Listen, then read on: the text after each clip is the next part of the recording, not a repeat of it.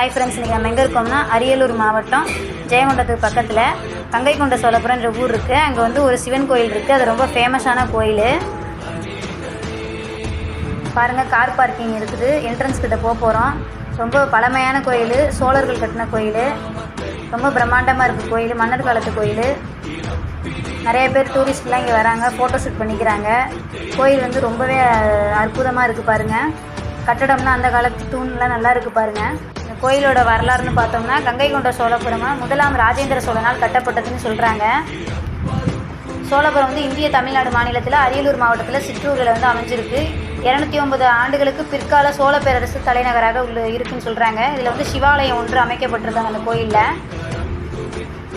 கங்கைகொண்ட சோழபுரம் வந்து வர்றதுக்கு காரணம் வந்து, பண்டைய காலத்து புலவர்கள் வந்து கங்காபுரி, கங்கை நகர், கங்காபுரம்னு சொல்லி அழைச்சிருக்காங்க. ராஜேந்திர சோழன் வந்து 1919 வந்து பாண்டிய சேர தேசங்களில் வந்து சோழன் வெற்றி கொண்டதாக சொல்கிறாங்க. பாருங்கள், கொடிமரம் இருக்குது பாருங்கள், நல்லா தங்க நிறத்தில் அழகாக இருக்குது பாருங்கள். அதுக்கப்புறம் நந்தி இருக்குது, நல்லா நந்தி உயரமாக இருக்குது பாருங்கள். கார்டன்லாம் இருக்குது.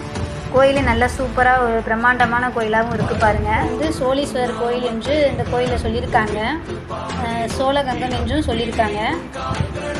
ராஜராஜேந்திர சோழன் மகனான ராஜேந்திரன் வந்து ஆட்சி புரிஞ்சுக்கிட்டு இருக்கிறப்ப கடல் கடந்து வந்து ஆட்சி பண்ணிகிட்டு இருக்காங்க. தஞ்சையில் கட்டப்பட்டது போல் அரியலூர்லேயும் கட்டணும்னு சொல்லி கட்டினாங்க.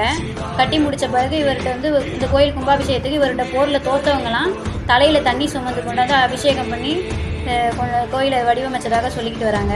இந்த கோயிலில் வந்து அர்த்தநாரீஸ்வரர், நடராசர், சிவன் திருவுருவங்கள் வந்து அமைக்கப்பட்டிருக்குது. பிரம்மன், துர்க்கை, திருமால், சரஸ்வதி என 50க்கும் மேற்பட்ட சிற்பங்களும் இருக்குதுன்னு சொல்கிறாங்க.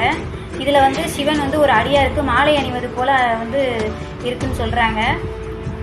இந்த கோயில் வந்து ஒற்றை காலாலான நவகிரகம் உள்ளதுன்னு சொல்கிறாங்க. கோயிலோட லிங்கத்தோட உயரம் வந்து 13.5 அடி உயரமும் 60 அடி சுற்றளவு கொண்டிருக்குன்னு சொல்கிறாங்க. இந்த கோயிலில் வந்து நந்தி வந்து சுண்ணாம்புகளில் செய்யப்பட்டதுன்னு சொல்கிறாங்க. இந்த சுண்ணாம்பு வந்து இந்த சுண்ணாம்புக்கள் வந்து நந்தியில் விழும்போது சூரிய ஒளி கருவறையில் உள்ள லிங்கத்தில் மீது பிரதிபலிப்பது ரொம்ப அழகாக இருக்குன்னு சொல்கிறாங்க. பாருங்கள், இந்த கோயிலில் வந்து சிற்பங்கள்லாம் பார்த்து நல்லா செதுக்கியிருக்காங்க பாருங்கள். ரொம்ப நுணுக்கமாக கட்டியிருக்காங்க. பார்க்கவும் ரொம்ப அழகாக இருக்குது பாருங்கள். இந்த கோயில் இன்ன வரைக்கும் நல்லா மெயின்டைன் பண்ணி வச்சுட்ருக்காங்க. கார்டன்லாம் இருக்குது பாருங்கள். தென்னை மரம், கார்டன் எல்லாமே நல்லா சூப்பராக இருக்குது. ஃபோட்டோ ஷூட் பண்ணுறதுக்கு நல்லா இருக்குது. இது எனி டைம் ஓப்பனிங் கோயில் தான். மூலஸ்தானத்தை வந்து ஃபோட்டோ எடுக்க அலோவ் பண்ண மாட்டாங்க. ரொம்பவே சூப்பராக இருக்குது பாருங்கள். கோயிலை ஃபுல்லாக சுற்றி கட்டுற பாருங்கள். இது உச்சி கோபுரம் பாருங்கள் எவ்வளோ அழகாக இருக்குன்னு. ரொம்பவே தத்ரூபமாக கட்டியிருக்காங்க பாருங்கள். ஃபுல்லாகவே சிற்பங்கள் தான், கோயிலை சுற்றி சிற்பங்கள் தான் இருக்குது பாருங்கள். ரொம்ப அழகாக இருக்குது. கண்டிப்பாக எல்லாம் இந்த கோயிலுக்கு வாங்க. எப்போதுமே இது கோயிலில் வந்து மக்கள் கூட்டம் இருந்துக்கிட்டே இருக்கும். டூரிஸ்ட் பிளேஸ் தான் இது வந்து கண்டிப்பாக பாருங்கள். தஞ்சாவூர் பிரகதீஸ்வரர் ஆலயம் மாதிரியே அந்த கோபுரம் வந்து அழகாக இருக்குது பாருங்கள். ஒன்று பார்த்து கட்டியிருக்காங்க பாருங்கள். சிற்பங்கள்லாம் ரொம்பவே அழகாக இருக்குது பாருங்கள். பாருங்கள், இது சிங்க உருவம் கொண்ட சுரங்கப்பாதை. இது வந்து கிணத்துக்கு போகிற ரூட்டு.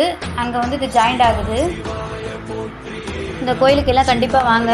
இந்த கோயிலில் உள்ள சிவலிங்கம் வந்து நல்லா பெருசாகவே இருக்கும், சூப்பராக இருக்கும் பார்க்குறதுக்கு. கண்டிப்பாக வரக்கூடிய கோயில். நீங்களே எல்லாம் வந்தால் பார்த்துட்டு போங்க. இந்த கோயிலுக்கு தமிழ்நாடு வரலாற்றிலே இது ஒரு சிறப்புமிக்க கோயில்னு சொல்லலாம்.